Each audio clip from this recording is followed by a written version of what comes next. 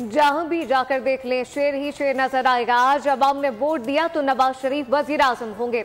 एन56 के उम्मीदवार हनीफ अब्बासी की मीडिया से गुफ्तगू। उन्होंने कहा कि अवाम ने मौका दिया तो रावलपिंडी को नया होली फैमिली अस्पताल, जनरल अस्पताल देंगे और IGP रोड पर इलेक्ट्रिक बसें भी चलाएंगे।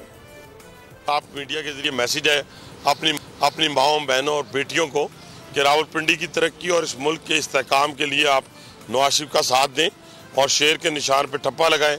और इस वक्त की सूरत हाल ये है कि अभी जिस भी क्यू में जाएंगे आप, जिस पोलिंग स्टेशन के, मैं अभी 2-3 पोलिंग स्टेशन में गया हूँ, वहाँ सारों पे शेर ही है। तो इंशाल्लाह सरप्राइज यही है कि अल्लाह ताला के फजलो करम से, उसकी ज़ात के फजलो करम से रावलपिंडी की गली मोहल्लों में आज सिर्फ शेर ही होगा। इंटरनेट सर्विस बंद होने से क्या फ़र्क पड़ता है? अब देखें ना, अगर इंटरनेट सर्विस बंद है तो सारे लोग फिर भी अपने पोलिंग स्टेशन में मौजूद।